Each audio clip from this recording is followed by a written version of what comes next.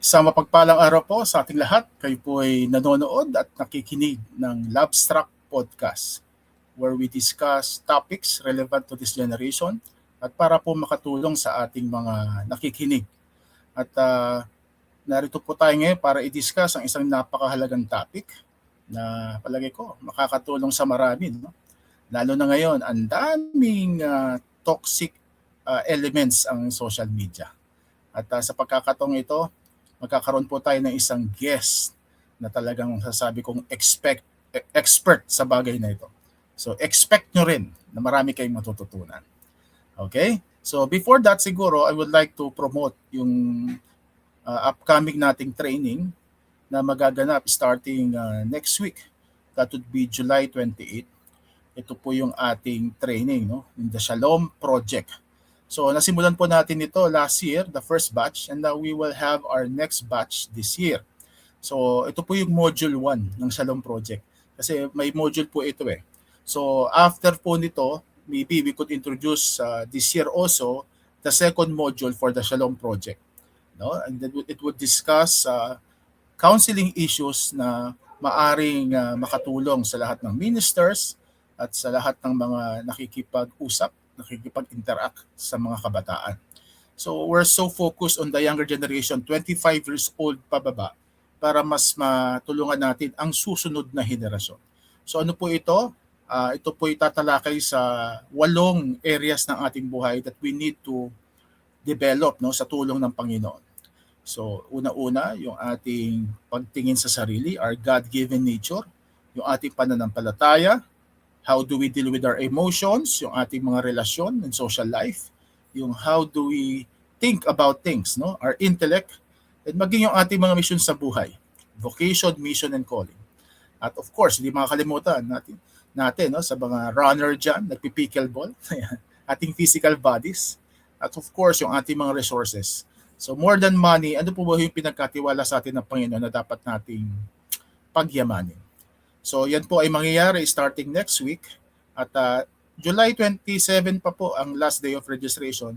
So that would be Monday.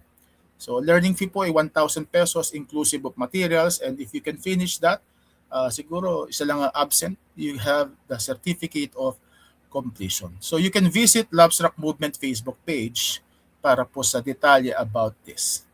Okay, so tatawagin ko na yung ating guest kasi ito matindi ito eh. Naging kaklase ko to sa Bible School at nang marinig ko yung report niya na ito, honestly, ito pong ipepresent niya sa inyo ay isang napakagandang presentation. So pasok na si Pastor Darwin. Okay, bago magsalita si Pastor Darwin, papakilala ko muna siya ha. So para at least may idea kayo. So siya po ay isa sa mga pastor ng Gospel Christian Center, o Christian Gospel Center. Papakilala niya po mamaya kung meron pa siya ibang detalye.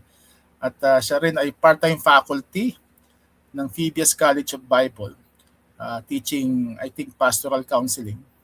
At siya rin po ay napaka-mabuting asawa kay Rodora at mabuting ama kay Dara Grace. Nakikita ko yung mga post nila sa Instagram, sa Facebook. So, kindly visit that. No? And also, he would consider himself, ito na, a tech-savvy minimalist who believes that the right tools used simply can support clarity, creativity, and focus. So, he also writes about tech, growth, mindfulness, and personal productivity. So, nakita ko po ito sa kanyang blog spot. Hindi po vlog, no? Blog spot. Tama, Pastor, yung Simplified Mind ba yun? Okay, Mind Simplified. And who also tests and reviews productivity systems, wow, tools and apps that catches his attention. So, matindi po ang tao na ito, hindi lang pastor.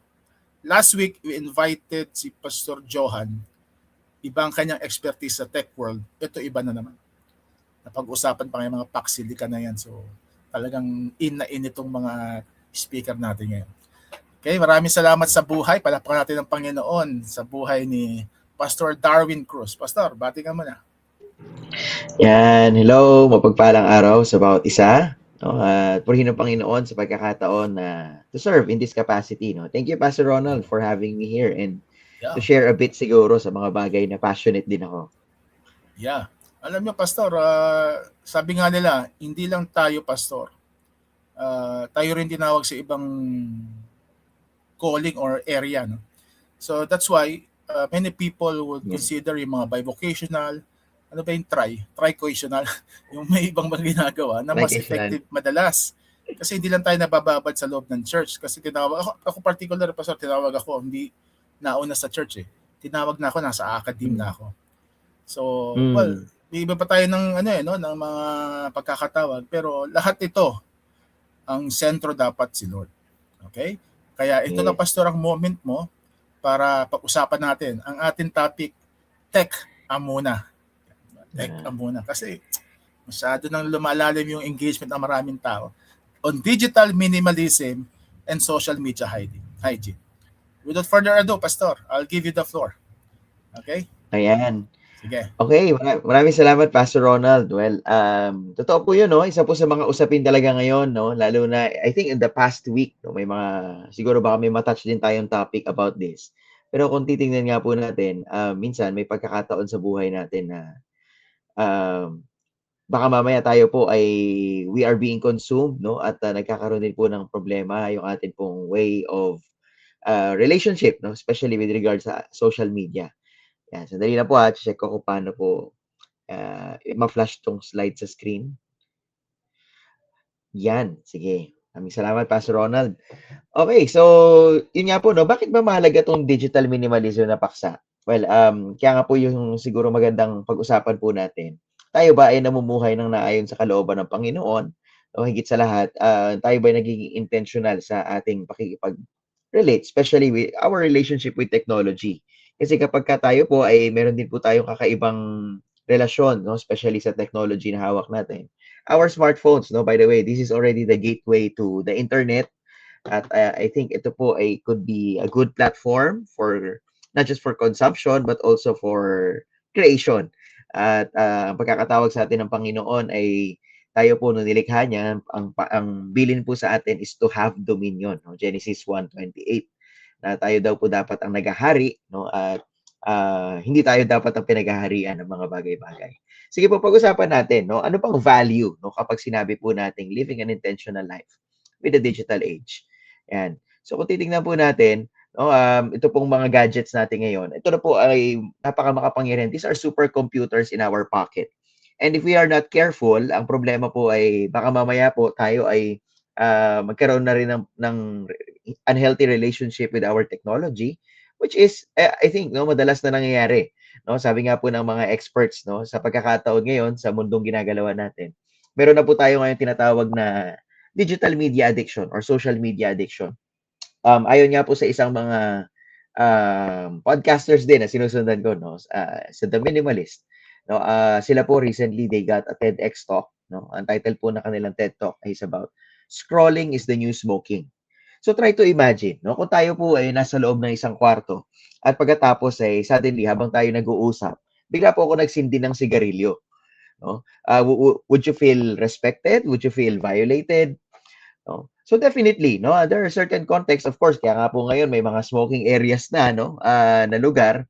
Pero if we're going to look at addiction with regards to our behavior and how does social media shape yung ating pong mindset, yung ating mga actions and behavior, definitely meron po itong malaking impact. No, kaya nga po ngayon, kung titingnan natin, yung paggamit ng phone sa isang collective space, no, even public spaces, pag kayo po ay nagko-commute sa mga tren, sa bus, mapapansin po natin ngayon na parang ano na, no? Parang eto pong ginagalawan nating mundo, normal na lang, no? Na lahat nakayuko, lahat nakatingin doon, no? Instead of we are being, in awe of the true light, no? Yung ating glowing screen minsan ay nagiging hadlang na rin, no? Kung saan dapat po natin binibigay ang ating atensyon. So, ano ba yung digital minimalism? No? Actually, this is a book from Cal Newport. Ito po ay nilathala pa noong 2019. Ito na po ay isang filosofiya kung paano daw po gamitin yung technology ng akma, no, nang naaayon po sa ating values. No? So a philosophy of technology use which you focus your online time, no, on a small number of carefully selected and optimized activities. Ganda po na sinabi, no? Carefully selected, optimized activities that strongly supports what you value. then happily miss out on everything else. So meaning ang teknolohiya, hindi naman po yan masama. Pero kung hindi po natin 'to nagagamit, no, ng akma sa atin pong mga pagpapahalaga, no, kasi whenever we talk about values, ang akala po natin moral na lang yan, no, yung parang good moral character natin, no, even yung right conduct. Pero hindi po, ang values po kasi this deeply seated sa mga puso natin, no. Ito po yung mga bagay na pinapahalagahan natin. Sabi nga po ng Panginoon, where your treasure is, there your heart will be also. So similarly, gano'n din po yung ating relasyon, no, sa teknolohiya. May mga bagay na nakakatulong. Siguro ngayon po, pinapanood niyo po ito gamit po ang inyong mga smartphone sa social media platform ng Lovestruck. No? This is a technology use that probably supports your values. Pero kung tayo po minsan, we would get addicted to something that hindi naman talaga tumutulong or nakakasuporta sa mga bagay na pinapahalagahan natin, then maybe we could happily miss out on everything else. No? So paano po ba yung itsura nito? No? Paano ba natin makikita yung halaga ng pagbabawas? No? Siguro whenever we say digital minimalism, ay pagkakaroon nga po ng intention, no, na ayusin yung ating relasyon sa teknolohiya. So we could apply several techniques or siguro several frameworks such as the cost-benefit analysis. No? So ano ba yung mga natutulong nito? Are the people who we follow ay nakakatulong sa atin? No? Parang yun yan, no? Ito ba yung mga bagay na nag-support din sa value natin?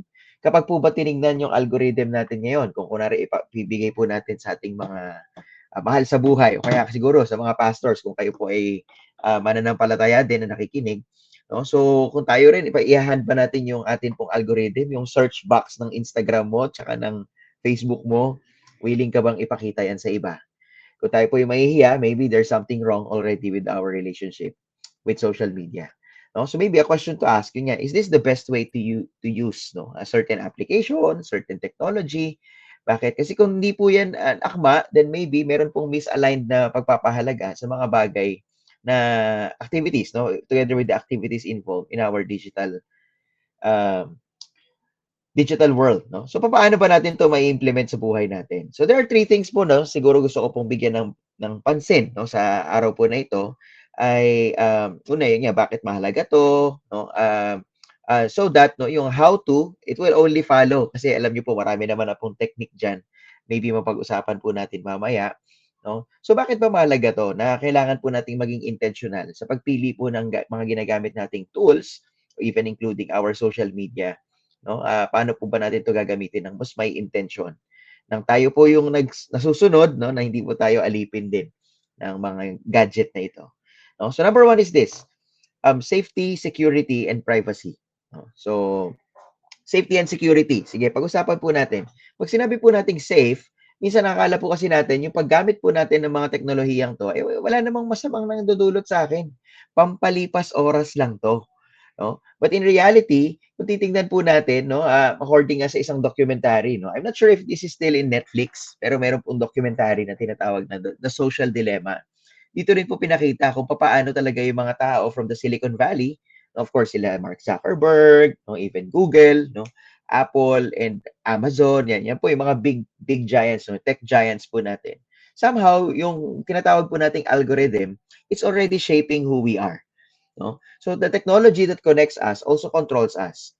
Paano po 'yan? For example, no, alam niyo po ba yung mga smartphone natin, it's always listening and looking at us, no? Yung front camera, no, front camera po ng phone ninyo, minsan kapag hindi po tayo maingat, may mga na-allow po tayong permission, no, na ganun din. It also captures, no, yung algorithm natin. When you say algorithm, kada scroll niyo po diyan, bawat picture na nag-stop ka, or nag-scroll ka, no, tapos nag-stop ka doon for 2 seconds, na-capture po ng algorithm na mahalaga para sa iyo tong tinitignan mong larawan, no? So, pwedeng kung puro tinitingnan natin puro sapatos, magugulat na lang tayo. Puro advertisement ay makikita po natin puro sapatos.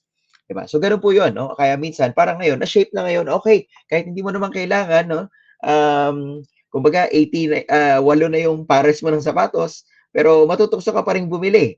No, bakit? Kasi nga na-control na po, na-condition po yung ating pag-iisip. Na imbes na yun nga, no, biglang maaalala mo, ay teka, dalawa lang pala yung paa ko, no? So pwede naman palang bawas-bawasan.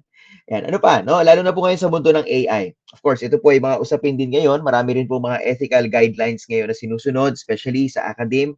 Importante rin po na yung responsible use of AI, no, sa artificial intelligence. specifically yung tinatawag po natin ngayon generative AI, which is yan nga po yung ChatGPT, yung kasama po yung Google Gemini, no?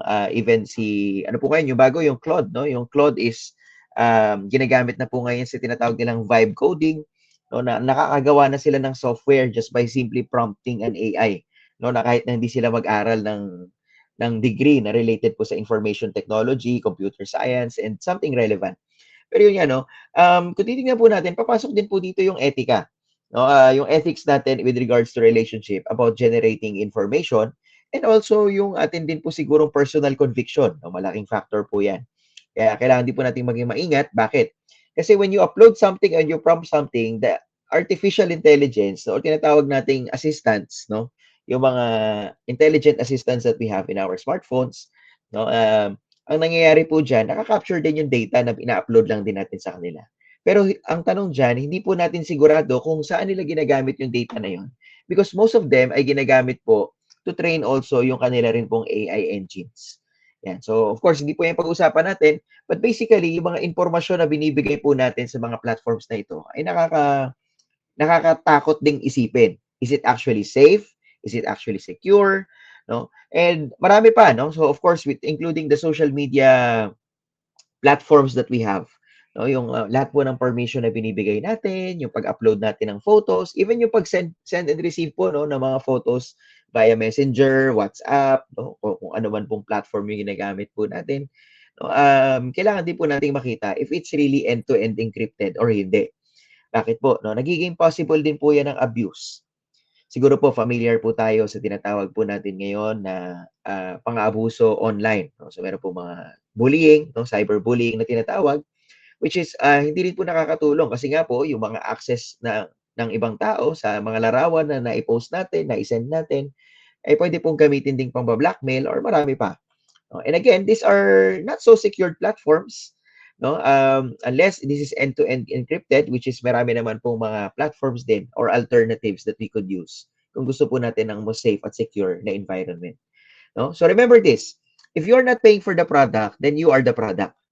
No? So karamihan po ng social media platforms, akala po natin na for fun lang. Kung titingnan nga po natin, why is it not safe anymore? Kasi nga, ang makikita natin dito ano na siya, no?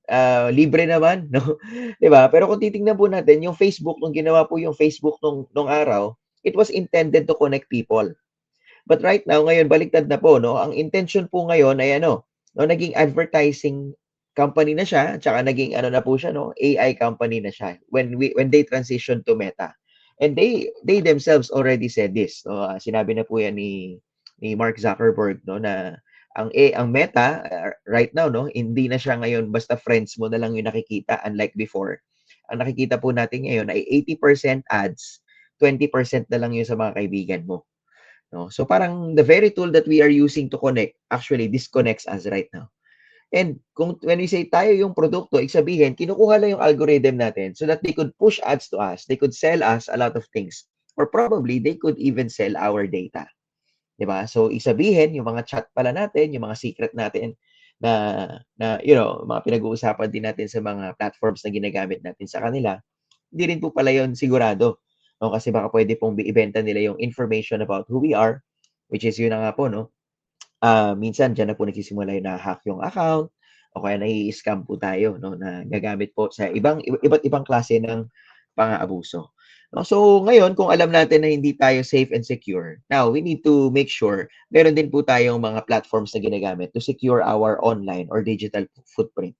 'Di ba? Ano ba yung mga behaviors, no? Kaya po napag-usapan din dito yung hygiene. Tamang hygiene din. So make sure po that our passwords are secured. Ngayon po, we are living in a passwordless world. No? Marami na pong platform, even si Google, no? Kaya po yung unang-unang picture ko po dyan, yung kay Google po yan, no? Yung Google Protect. No? Siya po ay meron naman ding sariling platform that could store passwords. Pero of course, hindi ko po ganong marirecommend kung yan lang po yung gagamitin natin. Si Apple, ganun din. Kung Samsung user po kayo, Samsung Knox technology ang gamit po nila. So make sure lang po that our online footprint, no, yung ating mga passwords ay safely secured. And gumamit po tayo ng mga ganyan, no?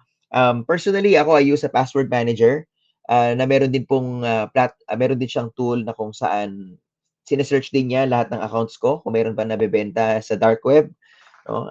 That's additional layer lang po na security, no? Pero I would recommend there are free, no? You could check lang po sa internet, no? Marami naman po mga free na password manager din, no? At meron naman pong paid version din, no, ng mga password manager na yan. No, personally, I use Dashlane, pero yung pinakamainam po ngayon talaga is yung tinatawag po nating one password, no? So, para po ma-secure po natin yung mga online accounts natin. Yun yan, no? And safety and security also risk a lot of things, especially in relation to our mental health. Also, hindi lang mental health, siguro kasama na rin natin yung physiological, no? Recently, no, yung gaming disorder ay hindi na rin 'to masasabi natin, no, na safe pa rin ba talaga 'to.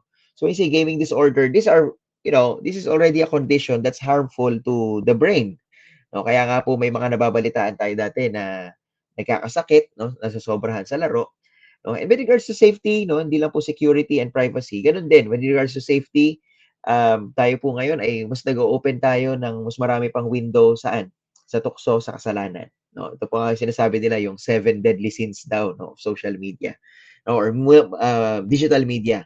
And minsan yun yan, no, dati okay ka naman, pero yun yan, no, kakatingin mo, kaka-scroll mo gano'n, envy, no, 'di ba, para sabihin mo, okay naman tayo dati, no? Tapos bigla nakita mo yung post ng mga kabarkada mo, kaklase mo dati, mga ka-batchmate mo, bakit sila parang successful na, no? Ta's bakit sila ano, nakapag-ano na 'no, vitamin C, 'no, nakapagdagat na sila, 'no? Tapos biglang titingin ka sa partner mo, sa asawa mo, kaya siguro sa "Yan kasi tamad-tamad niyo, tingnan niyo, 'no, hindi pa tayo makaalis dito," 'no?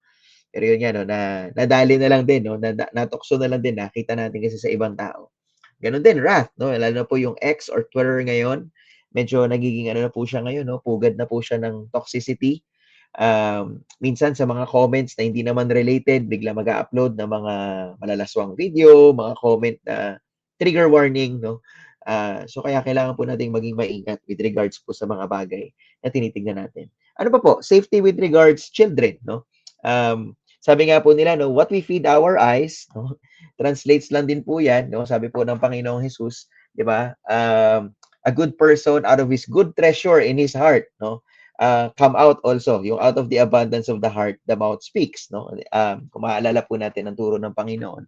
So, ganun din, even yung paglalabas po ng mga pornographic pictures and videos, no? So, isa po yan sa mga problema with regards to safety.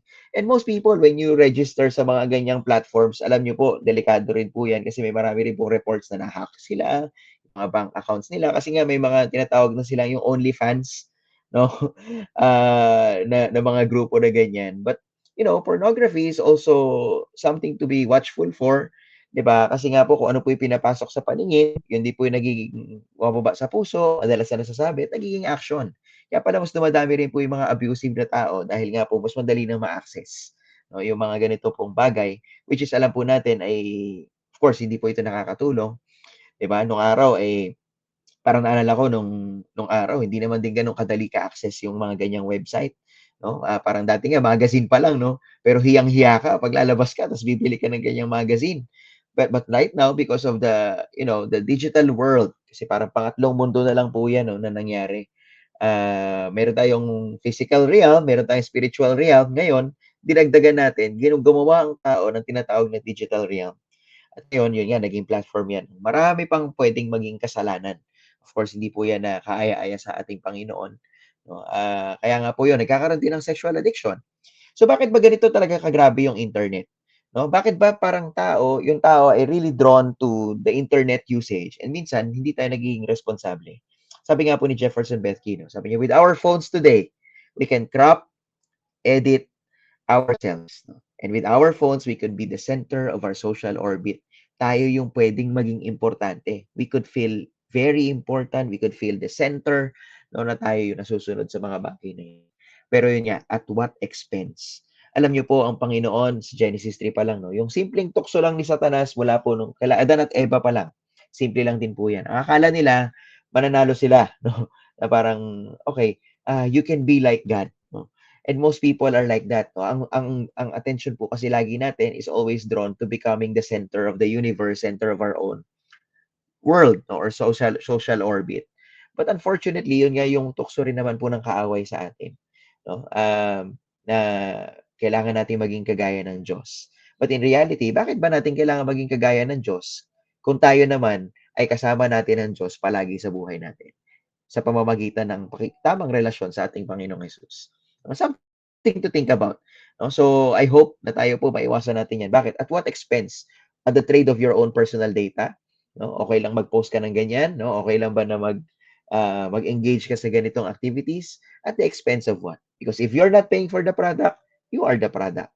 O kaya po yung danger po ng social media ay kailangan din po nating bantayan. No, yung mga ina-upload po natin, no? Wala naman po masama po sa paggamit po niyan. Kami po ay nandirito rin sa platform na yan. Pero kung hindi po tayo magiging responsable at maingat, of course, we might be trading our personal safety and security. Pero saan nga ba talaga tayo tunay na pwedeng maging safe and secure and private? Lagi po nating tatandaan, no, na tayo po ay makakahanap lang naman talaga ng safety and security. No, lalo na yung security ng identity. Ako po personally, isa po yan sa mga topic din na passionate ako, no, yung secured identity sa Panginoon. Hindi mo kailangan ikumpara yung sarili mo. Bakit? Because alam niyo po sa paningin ng Panginoon, tayo po ang pinaka-importante. Bakit? Kasi binigay po niya ang pinaka-importante sa Kanya, no, para po sa ating lahat. Binigay niya ang Kanyang sariling buhay para sa atin. No, nang sa gayon, maramdaman natin at maranasan natin yung pagmamahal niya. Na tayo ang apple of the eye, no, ng Panginoon. He could hide us in the shadow of His wings. No? So I hope tayo po, no, let's keep our online lives safe and secure. Pangalawa, no, importante rin po yung atin pong superior autonomy. Bakit po? No, sa mundo pong ginagalawan natin, especially sa digital world, magandang itanong, tayo ba ngayon ay gumagamit talaga ng technology or tayo na yung ginagamit ng teknolohiya? No? Magandang pag-isipan, kagaya po niyan. No? Baka mamaya nagiging alipin po tayo. Di ba? Nagsimula kang mag-scroll, umaga pa lang. No? Natapos ka mag-scroll, graduate na yung anak mo. De, biro lang po. Pero yun nga, no, minsan, ano po yung nangyayari, no, nagiging alipin tayo nito, we get addicted. Sabi nga po ng mga experts, no, kapag ka tayo daw po, we have 2 hours and 37 minutes, no, approximately like that average, ng screen time sa social media alone. No? When you say social media, kasama na dyan yung Instagram, TikTok, Facebook, yung YouTube, di ko po ma-consider kasi medyo hindi siya ganun, no? Slash lang siya, no? Hindi siya fully social, no? By nature. Pero kung titingnan nga natin, no, parang kung doon pa lang sa mga binanggit ko pong platform ay lumalagpas 2 oras yung paggamit natin, imaginein po ninyo, no, kaya 3 hours na lang. Sa loob ng 3 hours na yon, kung times 7 sa isang linggo, may 21 hours ka na ginugulang na pinapanood mo yung buhay ng ibang tao. Pero yung 21 hours na yon, nakakapanood mo ng buhay ng ibang tao, hindi ka nabubuhay. No, patay tayo noon, no? Yung 3 hours na yon. Imagine kung i-compound po natin sa loob pa ng isang buwan. Di pala 3 hours. Yun yan, 3 days or 4 days of our waking life each month. Patay tayo. No, we're busy watching the lives of other people and what? No, at what expense? No, kinuha pa yung data mo, minsan baka ma-hack ka pa, may risk pa yan. 'Di ba? Pero yun nga, no, tayo ba talaga gumagamit pa ng technology? Baka ginagamit na lang tayo, no, para po yung algorithm nila. 'Di ba? So who is really in control? Pag pinag-usapan po yung control, may ilang aspeto po tayong pag-uusapan. 'Di ba? Una ito, who is in control of your time? Yan nga po yung binanggit ko ngayon, no? Kung tayo po yung addicted and if you're going to check your screen time, para po magkaroon po tayo ng mindfulness, no? Maging mindful po tayo sa amount of screen time na meron tayo. Yan. Pwede nyo po yung i-check. Kung iPhone po yung gamit nyo, ang tawag po dyan screen time, nasa settings lang yan. Kung Google po yung gamit nyo or Android, no? Meron po tayong tinatawag na digital well-being. And you could also see kung yung ano po, yung screen time po na meron tayo. 'Di ba? So, see who is really in control of our time. Tayo pa rin po ba ang nasusunod sa oras na gusto natin? Sabi nga po ni Dr. Ali Abdal, no, meron siyang tinatawag na the myth of I don't have time. No? But in reality, kapag sinabi po natin kasing time, alam niyo po, ito po ay constant. No? Ako personally, hindi po ako naniniwala sa time management. Bakit? You cannot manage time kasi po 24 hours lang yan. But we manage the events that we have in the time given for us. No? Let's say for example, look at these people, no? Sila Mark Zuckerberg, tsaka sila may-ari ng Microsoft, no? CEO rather, no? Tim Cook, no? Even Tesla. Kung titingnan po natin, these tech giants also, no? They also have 24 hours a day. Or maybe we could call them very successful CEOs. 'Di ba? If they're very busy individuals, no, yung halaga ng oras nila sobrang invaluable, no, for them to attend a certain meeting. But what's the difference po nila kaysa sa atin? No, kung pare-parehas naman po tayong may 24 hours, ibig sabihin may mali po tayong paggamit ng panahon talaga natin. No, if we would just simply reduce yung number ng screen time natin, siguro baka yun nga po, no, magugulat tayo na baka there are more things that we could do, no, to get more productive. No? Kasi iba rin po yung productive, iba po yung busy. Di ba? Pag busy ka lang, no, parang ka lang nagte-treadmill.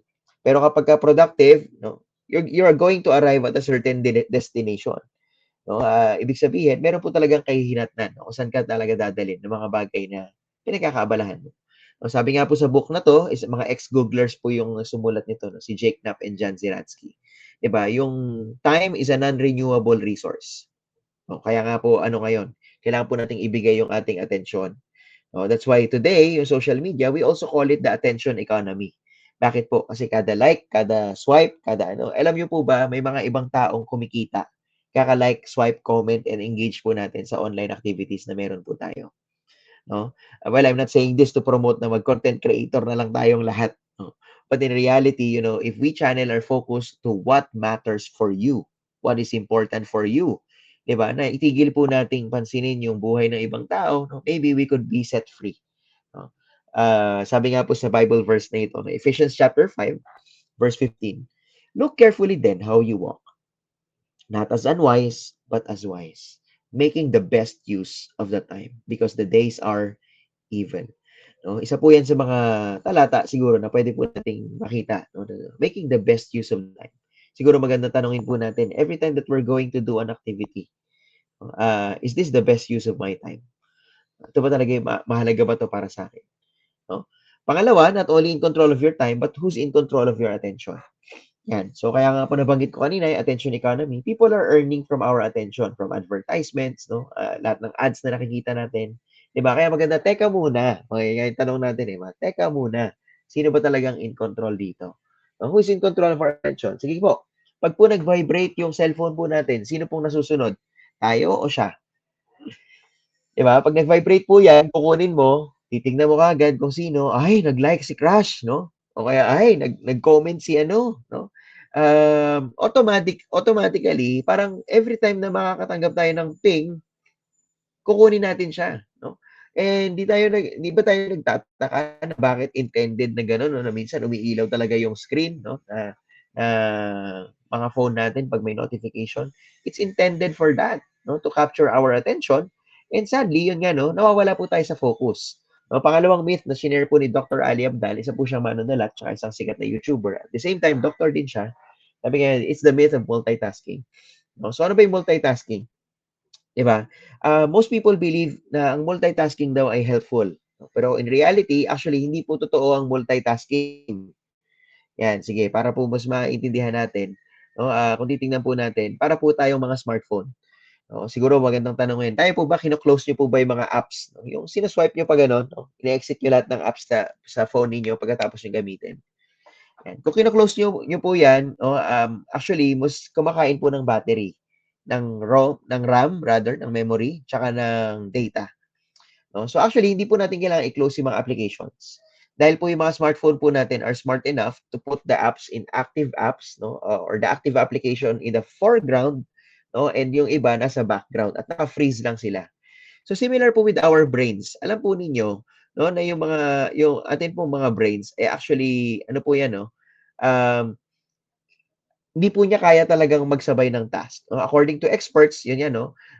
Yung brief mental blocks by shifting between tasks can cause as much as 40% of someone's productive time. Ayon po yan kay Mayer. No? Ano ba ibig sabihin nito? No? Sabi nga po nila, you need at least 23 minutes bago mo ma-regain yung focus mo. Kunwari, gumagawa ka ng report or project. No? Gumagawa ka ng sermon, for example, gawa ka ng sermon.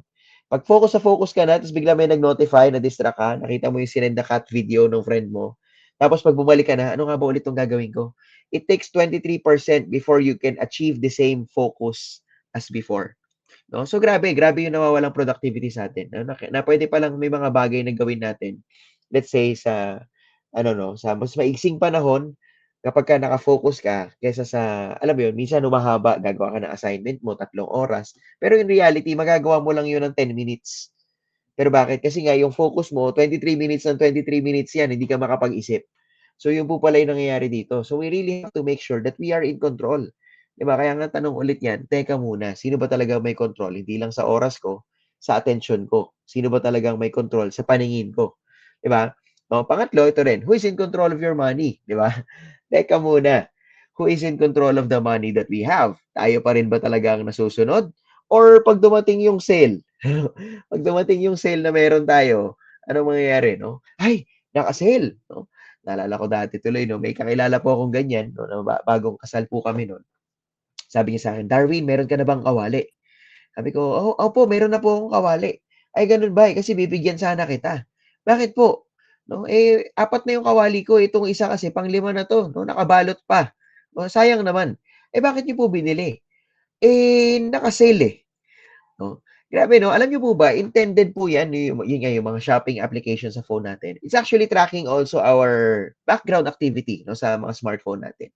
No? If you have your apps, no, yung Shopee, Lazada, Temu, no, marami pang iba, alam niyo po ba, tinatrack niyan yung behavior natin. Yung social media behavior din natin kapag tayo tumitigil doon. Kaya yung mga ads na lumalabas din social media, pag kinlik mo, automatically, nakalink na siya doon sa shopping application mo.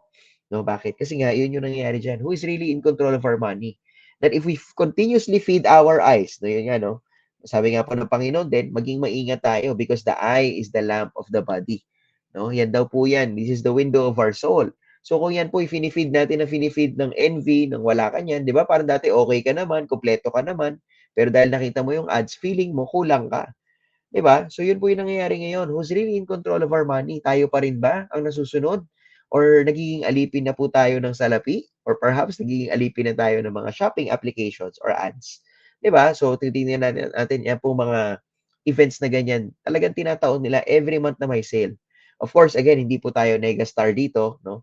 Pwede po natin gamitin 'tong mga applications na 'to, yung mga promo nila, yung mga sale nila, kung magiging intentional ka sa technology use mo. For example, no, you could delete the application and install it, no? Install it kailan? O kapag ka 8/8 na ulit, August 8 na ulit. Kaya bago mag-August 8, add to cart mo muna. Bakit? Kasi po para hindi ka makakatanggap ng notification, no, na, uy, di mo naman kailangan tong ano, panibagong ballpen na sobrang ganda, no, na pag sinulat mo, eh, parang makaka-perfect ka sa exam. Hindi naman ganun eh, no? So wala kang notification, you're not bombarded with information, but you have control on what you want to pay for. No? So kagaya niyan, Black Friday. Nangyayari po ito sa ibang bansa, 'di ba? That greed is now becoming the new no, the new norm. Nag-aagawan sa mga bagay na hindi naman talaga kailangan, pero dahil naka-sale ay binibili nila. So kaya nga teka muna, who is in control of our money? Oh. And tandaan nga po natin, money is a great servant, but it is a poor or a bad master. Sabi nga po ni Francis Bacon. Diba? So, kailangan po natin maging wais mga kapatid. Huwag po tayo magpaalipin. Sabi nga po sa Matthew 6:24, no one can serve two masters at the same time. No, ano daw? For either one, no, he will hate the one and love the other. Or he will be devoted to the one and despise the other. You can serve God and money. No, alam niyo po ang Panginoong Hesus, mas marami pa po siyang turo patungkol po sa pera, pag-ibig sa salapi. Bakit? Kasi ayan po yung number one na kaaway ng Diyos, no, sa puso po ng tao. And I think, no, kaya nga po siguro kung dadalhin din natin sa mas malawak na context, kaya kung titingnan po tayo sa mga nangyayari sa mundo natin ngayon, it's always dominated by greed. Pero yun nga, no, kung tayo po ay attuned, we are in control, hindi po natin, hindi po tayo basta-basta maaalipin ng mga bagay na yan. So kaya magandang tanungin po natin sa sarili, teka muna, are we mindful? Puno lang ba yung isip mo ng mga bagay-bagay ng clutter na yan? Napagit po ni Pastor Ronald kanina yung simplified mind. Ako I personally write about mindfulness, no? Mindfulness and productivity. Kasi nga, baka mamaya yung mental clarity ang kailangan po natin. Klaro ba yung isip mo? No? Are you mindful or mindful of the things that you buy, on the things where you pay your attention to, of the things also where you spend your time? Because if we are mindful, remember this, tayo po ang may autonomy sa buhay natin. Sabi nga po ni Blaise Pascual, all of humanity's problem stems from man's inability to sit quietly in a room alone. No, kaya po kami, also as we serve here in the counseling ministry, dito rin po sa Shalom, no, um, we also do this, no? Importante po pala yung, hindi lang yung mental health, yung mental clarity rin natin. At malaking tulong po ang counseling sa mga bagay na yan. To sit quietly, no? We also do psychoeducation about it, no? Na bakit mahalaga ba yung mga bagay na yan. To just simply sit and be with your emotions, to think about things bago mag-purchase, bago mag-scroll, no? Kasi minsan may mga emotions po tayo na ayaw po nating ilabas, no? And social media, nagiging pacifier po yan ng mga adults. No? Actually, hindi nga lang adults, no? Even mga youngsters natin. It becomes an emotional pacifier because we don't want to feel the pain. May mga trauma tayong ina-avoid. No? So kaya nga mas maganda para ma-solve po natin ito, upuan po talaga natin. Kasama ang mga professional, higit sa lahat, no? Kung tayo po ay may personal na relasyon sa Panginoon, i-process po natin kasama ang Panginoon. No? So remember this, no? Action to traction to attraction, not digital distraction. No? Huwag po nating ibigay yung ating atensyon, yung ating salapi, no? Ating panahon, basta-basta sa mga bagay na yan. Diba? Kung titingnan nga po natin isang kwento ni King Solomon, no? If we're going to look at the story of King Solomon in 1 Kings 11, alam niyo po, ang problema po ni Solomon, actually, hindi naman talaga problema. May wisdom na siya, may skill siya bilang isang hari, no? May influence na siya. But the problem is this, Solomon loved many. No? Dami niya nagustuhan eh. No? Bukod sa, meron na siya, mayaman na siya, pinayaman ng Panginoon, binigyan siya ng karunungan ng Panginoon. Sadly, ito pong pagmamahal niya sa marami, no, yung distractions na tinatawag, ay naging Diyos-Diyosan na rin ng kanyang puso. Sabi po dito, no, Solomon clung to this love. Sayang, no? Bakit? Kasi ang naging resulta po niyan, yun nga, no, ang kanya pong mga pinakasalan, umabot ng 700, no, 300 na kabit, and that turned away his heart from the Lord. So tayo din po, if siguro kala natin okay lang naman yan, pa-scroll-scroll lang tayo konti. No? Kaya patingin-tingin lang naman, pa-add to cart lang naman. But if we are not careful, we might not be living a life that is also honoring to the Lord. Sabi nito, and his heart was not wholly true to the Lord his God. No? So marami po pong pwede mapag-usapan sa bagay na yan, pero at least I hope that we would be able to assess ourselves. No? So I hope no na ano natin no, sino pa ba yung superior autonomy sa buhay po natin. And last but not the least, sense of identity. Nabanggit ko po kanina yung envy no. Pero minsan ang dami pong tao ngayon kinukuha na yung identity sa social media po nila. No? But again, personally, no, ang social media, it's actually a borrowed land. No? Kapag nagsarado po yan, lahat po ng mga ininvest din natin dito, masasayang. No? Pero kung titingnan nga natin, ganoon din yung value rin natin, yung sa dami ng likes mo ba kukunin yung value mo, 'di ba? Sa dami ng comment o kaya sa engagement or kaya parang naiinggit ka ba sa iba. No, nagkaroon po tayo ng maling ano no, false savior no. Pag nagkataon po sa ganun sa buhay natin. So where do we get our identity? Do we really get it from the digital realm?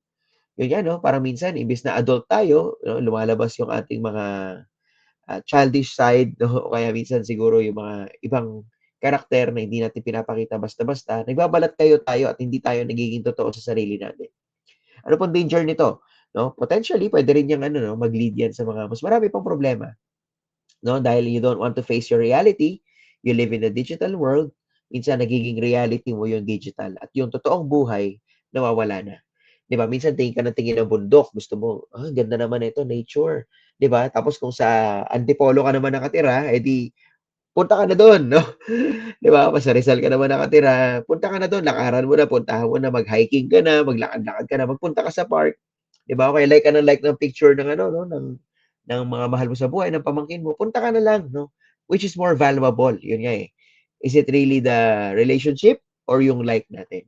Pero ganoon din, sa identity natin, kung tayo hindi tayo magiging maingat, tayo po, social media would shape our identity. Sabi nga po dito sa Psalm 115 verse 4 to 8.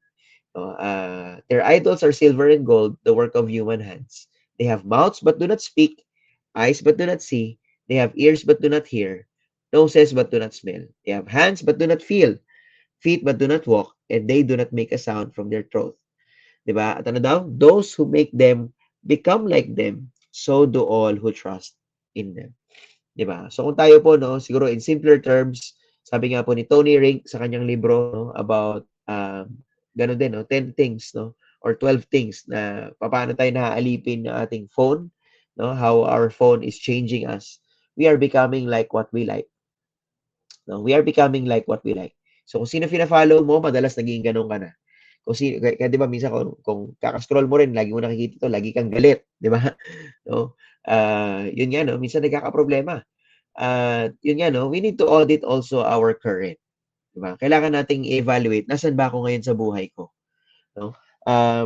Importante rin 'yan as we audit kung nasaan tayo, we can also audit kung ano rin, no, kung ah, ano ba yung sitwasyon natin ngayon, yung relationship natin sa digital media. Kasi kung tayo po ay nananatiling biktima lamang, no, ng kung ano yung fini-feed sa content natin, 'di ba? Yung rage, no, madalas rage yung factor na tinatap po ng ibang tao sa atin, yung mga content creators, they know how to pick our emotions, no. Even nga po recently, yun nga, no, kailangan nating i-audit din yung mga tinitingnan natin and evaluate also our hearts. Recently, mayroong content creator na, yun nga, no, nag-release siya ng, or nag-promote, no, na isang gambling platform, no, online gambling platform. But, yun nga, no, kung titingnan natin mabuti, susuriin natin mabuti, actually, yung engagements niya, yung comment, like, and share, sabi niya, comment your favorite iPhone color kasi mamimigay daw siya ng free iPhone. Just like, share, and subscribe yata doon sa isang online gambling platform. Pero ano nangyayari, no? Nangyayari po ngayon, siya naman talaga yung totoong kumita, no?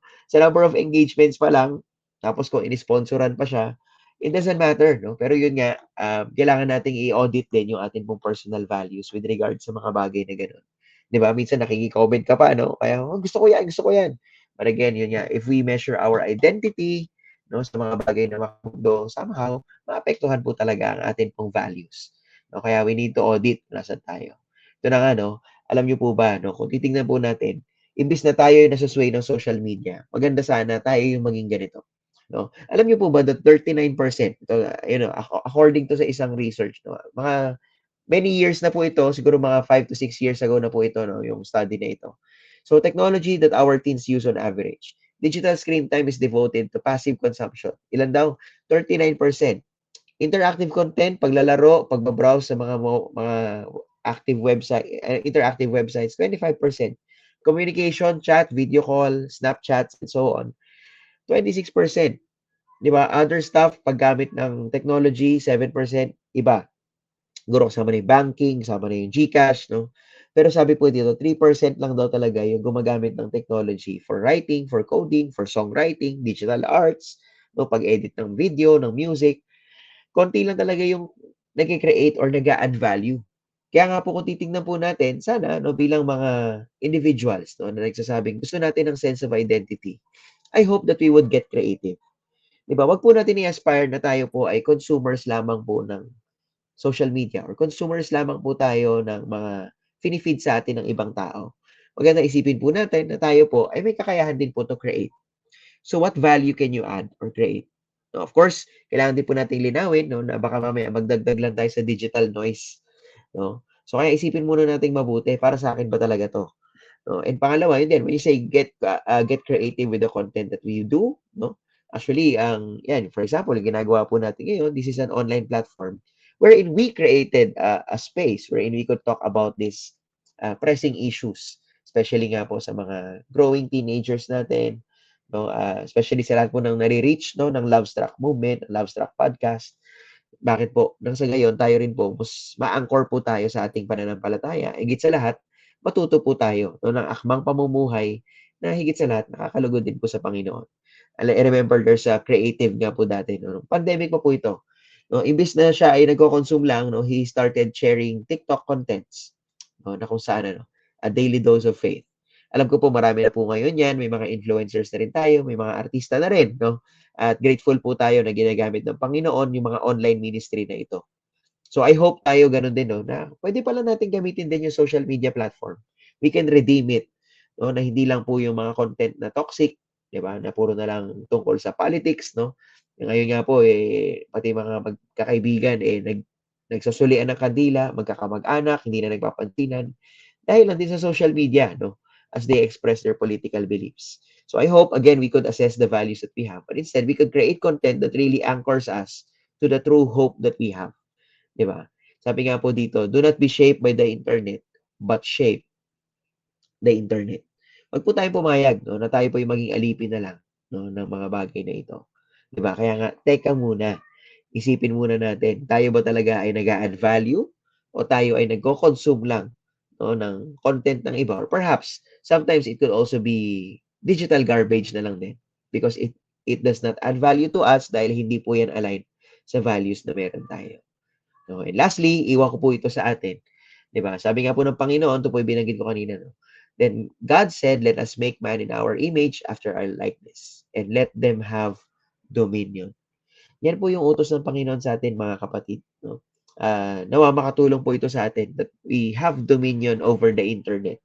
No? Hindi ko po sinabing mag-create lang tayo na mag-create ng content, punuin natin ang selfie natin, pero punuin po natin ng maybe yung algorithm natin, punuin natin ng pagmamahal, no? That would promote kindness, that would share, di ba? Imbis na yung mga funny content, ngayon nga, pati yung mga Chinese drama, no? Na 15 minutes mo na pinapanood, tapos sa dulo may paywall, di ba? Hindi ko po alam kung may na-encounter na kayong ganun, na kailangan mo magbayad, tapos inis na inis ka, no? Sabi mo, hindi ko alam, no? Ano ba, nagkatuluyan ba sila? Nalaman ba niya na siya yung anak ng may-ari, no? Minsan gano'n 'no, but sometimes, nahu-hook tayo sa mga bagay na 'yan. But remember na tayo po ang inutusan ng Panginoon to have dominion over other creation. No, kasama po diyan yung created, 'no? Created na ng tao 'yan, hindi na 'yan galing sa raw materials, yung technology na meron tayo. However, I hope that we would live a life that is aligned, living, tayo po ay naaayon sa wangis at imahe ng Panginoon. According to His image, according to His likeness. And having dominion is the mandate for us. Sa pamamagitan ng biyaya ng Panginoong Jesucristo, we would have, superior autonomy, we would have safety and security sa atin pong online life, no? Maging sa ating identity, no? At higit sa lahat, no, na tayo din po ay siguraduhin din natin na sa atin pong buhay, yung atin pong sense of identity ay naka-anchor lamang po sa isang katotohanan na hindi nagbabago. Na tayo po iniibig ng Panginoon and we are secured by what we have. And so maraming salamat, Pastor Ronald, no, for allowing me to share bits and pieces of this. And I hope it added value sa atin pong mga Yeah. tagapakinig. Sabi ko sa inyo pag si Pastor Darwin nagsalita, you must listen. Okay? Salamat, Pastor. Napaka-substantial at very useful ito, Pastor. Lalo na, I remember nung nakaraan, di ba, lately, yung nagka-crash ang Facebook tsaka Messenger. Opo, yeah. Worry, kumbaga, antindi ng anxiety ng marami kasi ang buhay natin nakadikit na sa social media. Sabi nga nung mga joke, wag mo nang gagawin yan, Mark Zuckerberg, kasi di na matandaan yung mga password namin. Yung mga Totoo. Oo. So, isa yan sa mga concern natin ngayon. Pero Pastor, kung meron akong nasagap from your presentation ngayon, yung tatlong C, palagi ko highlight ko lang as a form of synthesis yan. So, that would be control, creativity, pati Christ. Yan ang nasagap ko sa iyo. Yung sinabi mo sa isang presentation mo dun sa pinakaunang parte, are we using the technology or the technology controlling us na? So, napakalaga, we must know the difference, di ba? Sabi nga nila, kahit yung AI, isa sa mga creator ng AI, nag-warning na pantayan nyo na yan kasi nagiging matalino.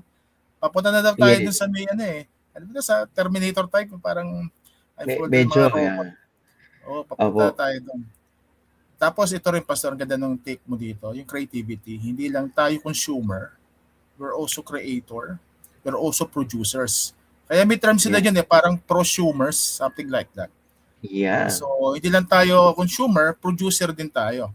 At sa ecosystem ng social media, hindi lang panay content na, alam mo na alanganin ng mga mensahe. Kaya we have to fill the ecosystem ng social media with hope in the Lord so that we have Christ. So, ang ganda ng presentation ni Pastor. Tama, Pastor Ronald. Tapos ito pa, Pastor, nag-survey ako dun sa page. Ang tanong ko, okay lang ba na ipagbawal ng social media use sa mga minor de edad? At very interesting yung mga sagot ng ating mga kaibigan.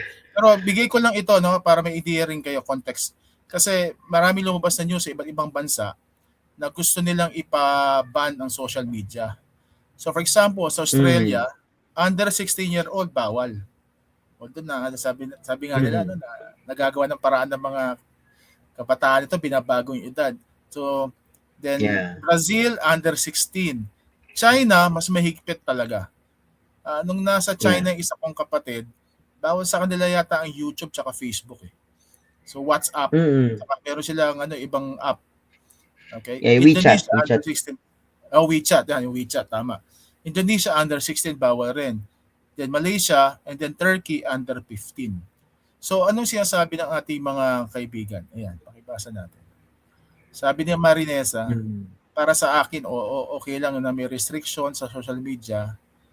Okay? Marami kasing magandang naidudulot ng social media pero may panganib tulad ng cyberbullying, exposure sa mga content na di maayos, at sobrang paggamit na nakakapekto sa mental health. So sabi ni Ate Marinesa. And then meron pa tayo dito yung sinabi ng isang kaibigan pa si Rafael. Maraming pop ads na porn. Totoo naman. Minsan, although algorithm yan, di ba? Pag bumisita kasi sa porn, for sure na-detect ka na, magpa-pop ads na yan.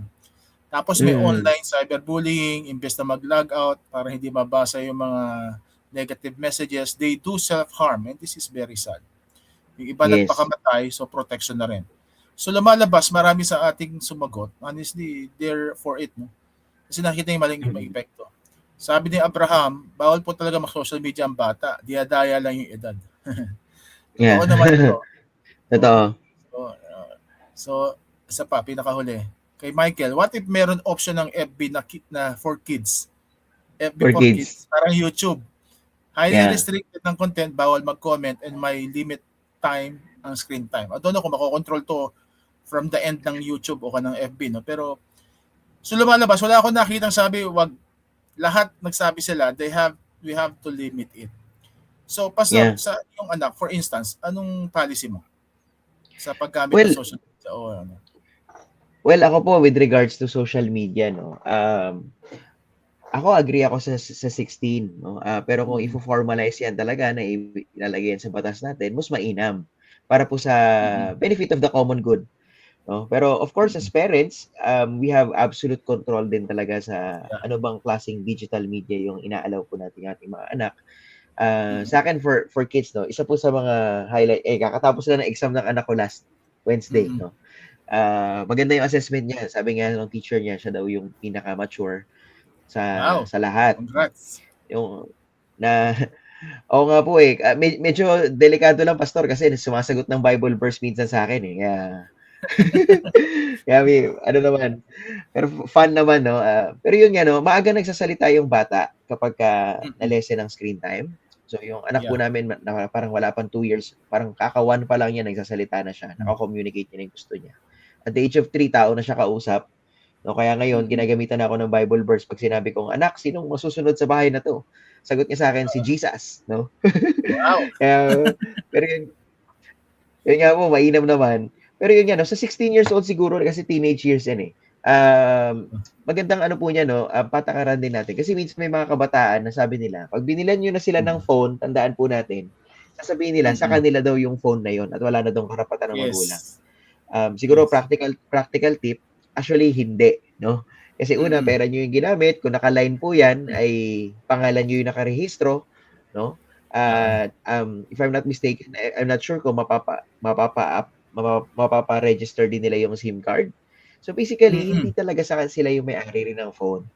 So kaya po, I think parenting, proper parenting talaga to, Pastor Ronald, no? Yung pinaka-issue natin dito. Kasi nga po, marami ay hindi informed sa risks, no, kapag pinayagan po natin yung mga anak natin or kabataan, no, lalo na yun nga, yung exposure sa explicit content, sa rage, no, cyberbullying, which is very delikadong usapin, pero kasi inaalaw din po kasi ng mga teachers minsan. Pero Pastor, no? Alam mo, ang dahilan sa education system. Bakit na inaalaw yon? Kasi una-una, ginagawa nilang nani yung mga gadgets. Maraming dahilan, dahil busy sila, para tumigil sa pag-iyak. Ang problema, Pastor, yun ang problema sa parenting ngayon. Ginagamit yung mga gadgets para tumigil daw sa pag-iyak. Pero meron na mga studies would tell, yung brain lethargy, no? Lethargy, yung part ng brain na talagang nagsasara, na masyadong focus. Kaya may tinatawag tayo, may lumabas nga last time mga video, no? Yung mga mga digital natives, yung kapag nagbabasa ng dyaryo, ginagano nila yung yung Dyaryo. mga dyaryo. Akala kasi nila lahat naka-screen. So, and Mm. also maraming umiiyak pag hindi nakakahawak ng cellphone. Okay. Totoo po. So anyway, Kaya Pastor. Sige, Pastor. totoo po yun. Kaya parang nabubuo yung maling behavior kasi nga nagiging pacifier, no, yung digital media. Yeah. Okay, Pastor. Siguro may ilang tayo mga tanong dito. I hope you can shed light on this. Di ba? When it comes to mga toxic contents, Yeah. personality, social media, the basic din to because it touches on our Christian life, no? Okay lang bang mag-unfollow daw, mag-unfriend o mag-block? Anong justification? Ano yung mga ano guidelines mo diyan? Okay. With regards po sa pag-unfollow, mag-unfriend or mag-block, of course, let's take it with a grain of salt, no? Kasi kung yung nanay mo yan ang i-block mo or i-unfriend mo nang wala kayong malalim na relasyon at wala kang paliwanag, medyo ibang usapan po yon kasi familial yung relationship. However, no, kagaya po ng nabanggit ko kanina, no, ang maganda pong makita natin dito ay ang ano po kasi, no, ang social media ay isa lang po siyang pseudo platform, no? Hindi po siya totoong mundo, no? Like ako for example, hindi ko sa personal boundaries ko, no, hindi ako gano'n nag-a-add pagka professional network, no, sa personal social media kasi nga parang wala naman na silang say doon eh. No? So, isa po 'yun sa mga bagay na gano'n, no? Kaya of course bilang pastor kasi isa rin po 'yan sa mga ano natin, no, yung boundaries din natin minsan talaga. Boundaries. Baba ang boundaries pag nasa ministry eh.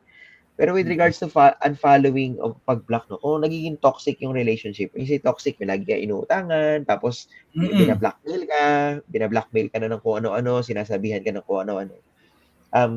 For me, it's okay kasi you have absolute control. Yun nga po, no? Tayo yung may control at magdidikta kung sino yung gusto nating papasukin sa digital life natin. And hindi naman po yun yung totoong mundo, no? May mga kaibigan nga po ako na hindi kami friends sa social media pero pag nagkikita-kita Ikaw, kami. Pastor, hindi ka friend sa social media pero friend kita. Ayun, no? Kasi paliwanag ko lang, Pastor, kasi yung ano ko, Okay, dalawa kasi account ko. Isang page, isang personal private. Sa private ko, mga immediate family members lang. That's my boundary. Kasi sabi ko, kahit di naman kita friend eh. I-follow mo na lang ako. Okay, you can chat me through Messenger. Personal yun, Pastor. Tsaka tayo mag-usap ano dahilan. Pero it has something to do with the election time. Yes, totoo po yan. Nangyayari po yan, no? Dami po nasisirang relasyon dahil dyan nga sa election time na napapalapit, no? Pero ako di ko rin alam yung pastor, ha? Hindi tayo friends. Pero okay lang yun kasi nakakapag-usap naman tayo eh. Pero pinafollow kita, Pastor, sa Instagram. Yung mga friends ko, pinafollow ko. Ako, parang ganito, don't follow me if you want, pero I'll follow you.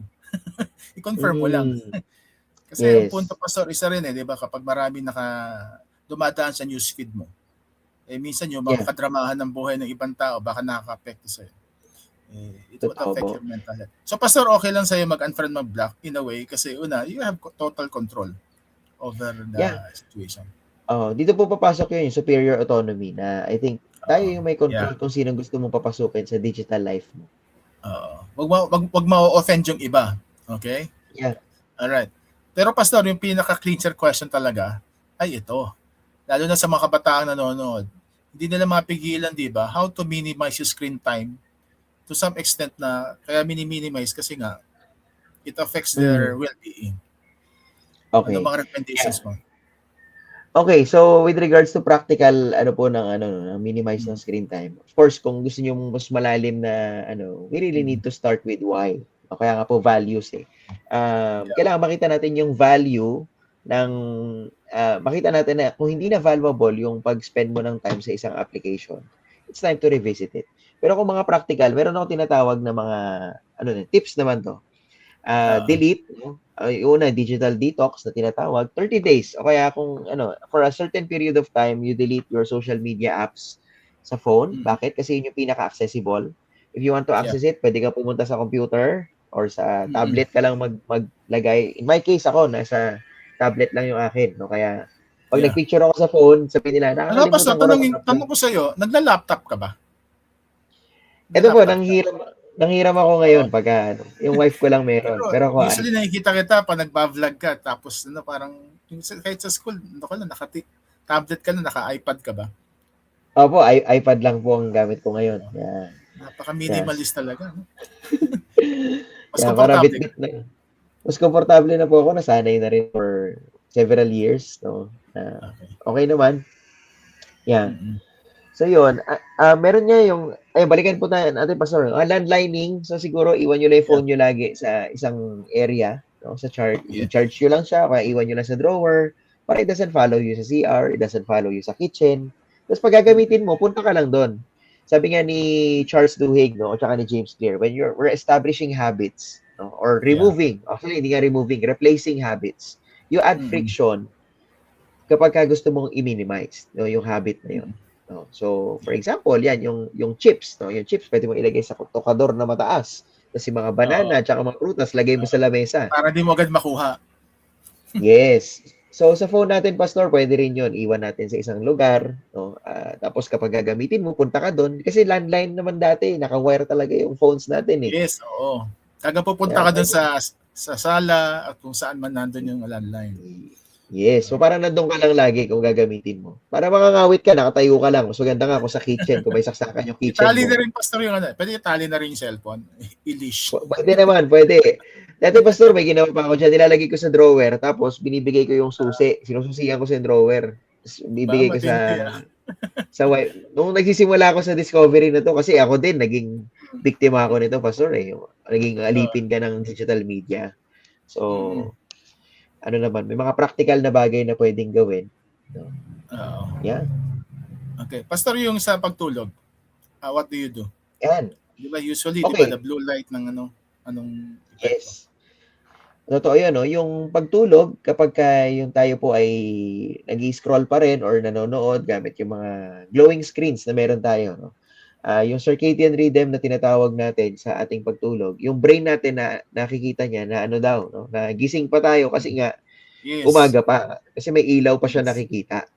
So, I advise, no, kung yun nga po, kung pwede yung gawin yung phone ay ilagay sa ibang kwarto, no? Naka-ringer naman para kung may emergency talaga kayong pero wala naman po siguro tayo in-expect na emergency at ayaw nating mag-wish na may emergency tayo. So, at least maririnig natin kung kinakailangan may tatawag. Pero yun nga, no, maganda ilayo natin, no, kasi yun din, may mga EMF din na tinatawag, no, yung mga mga signal, no, na nakaka-apekto rin sa ating quality of sleep, sa brain natin. So, kailangan po natin ding siguro ng friction or distance yung paggamit ng phone, lalo na po sa gabi. Kasi nga po, it affects our sleep greatly. Yeah. Okay. Pastor, mahabang usapin ito. I know, kung magsiseminar ka nito, kulang ang isang araw, no? Pero at least our Labstruck followers would have an idea on how to have social media control and how to minimize yung toxic effects ng paggamit ng SOCMED. Pero Pastor, last question ko sa iyo. Kung ikaw iimbitahan, yan, magsalita sa kanilang mga organization churches, where do we contact you? How can we contact you? Okay, so meron naman po akong social media handles pa rin. Siguro Instagram na lang yung pinaka alam ko nag-exist yata ako. So at Darwin Cruz 20. So pero kung interested kayo mag-subscribe sa mga sinusulat ko. So nasa Medium ako, isa siyang writing platform. So you could look for, type nyo lang Darwin Cruz sa Google, tapos makikita nyo lang naman doon yung Medium. Doon ko po sinusulat din yung mga ganyan, intentional living using technology. About productivity rin yan. Okay, mga ka-Labstruck, follow this man. He's the authoritative figure pagdating sa Wala kasi ako nakita pa sa circle ko na gumagawa nito maliban sa'yo. In full honesty. At malaking tulong ka sa ating mga constituents na mga nakikinig na talagang into social media, and we're living really in a digital generation. And of course, pastor ka. At we always end with our session with a prayer. Can you pray for our listeners at least ma-deal kung meron mga parte ng kanilang buhay na kailangan iayos with regard to the topic? Can you lead us into prayer, Pastor Darwin? Sure. Sige po, tayong lahat ay pumikit. Manalangin tayo. Let's pray. Maraming Diyos na dakila sa lahat. Salamat, Lord, sa platform na ito. Alam namin, Lord, that you are our greatest redeemer. And you even redeem these platforms. Gaya po nito, people may be listening through social media handles ng Lovestruck Movement. Salamat sa pag-bless nyo rito. At dalangin po namin ay makatulong pa po ito sa marami pong individuals na mas makilala ka at mamuhay ng naayon sa inyong kalooban. Panginoon, dalangin po namin sa mga nakapakinig sa araw na ito. Lord, we pray that kung meron man po ilan sa amin na nag-i-struggle or perhaps nag-iisip kung paano makakalaya sa digital media addiction, we pray, Lord, that may you release them. Naniniwala po kami ng ang inyo pong kapangyarihan ay sapat. Ang biyaya po ninyo ay sapat. Gumamit po kayo ng various channels, may it be in this natural means, discovery nila kung ano yung harmful effects nito. So, nang sa gayon, sila mismo magkaroon din ng desisyon na ilayo po ang kanilang sarili sa mga bagay po na ito. Lord, kung meron man po sa amin din suffering from cyberbullying or perhaps nasaktan dahil po sa maling paggamit ng mga social media platforms na ito, we just pray, Lord, for your healing for them. At dalangin po namin, Panginoon, na ito pong pagkakataong to ay magkaroon din ng mga bigger realization to have a healthy relationship sa amin pong technology na meron ngayon. Kung isa po sa amin, I pray, Lord, na at mga nakapakinig po ngayon ay magkaroon din ng insight on how to have a healthy relationship with the technology that we have. Pagpalain niyo po ang bawat isa sa amin at makita namin yung value na yung tools or yung digital tools that we have could be a platform of blessing and also it could also be a platform that is detrimental to our health. So Lord, I pray na magkaroon kami ng ganong pangunawa na gamitin po namin ng akma to really have dominion as we anchor ourselves, Lord, in Christ. We know, Lord, that you are in absolute control, kaya kami rin po ay may kakayahan din to have control, to be creative also, to express the creativity na binigay po ninyo sa amin. Alam po namin na kayo ang pinaka mainam na creator. So Lord, we just pray that as your children, as image bearers of God, we can also co-create with you things that promotes kindness, things that promote love, things that promote hope, and Lord, not just rage, not just greed, Lord. So Lord, dalangin namin, kami po yung maging vessel din ninyo to be a blessing in these social media platforms as well. Maraming salamat po muli. May you bless each and every one of us. Salamat din po kay Pastor Ronald for sharing this sa marami pang tao and sa buong Lovestruck Movement. May you continue to bless yung ministry. Pinagkatiwala po ninyo sa kanila. Maraming salamat po. We honor you and bless you. Ito po ang aming dalangin sa pangalan ni Jesus. Amen and amen.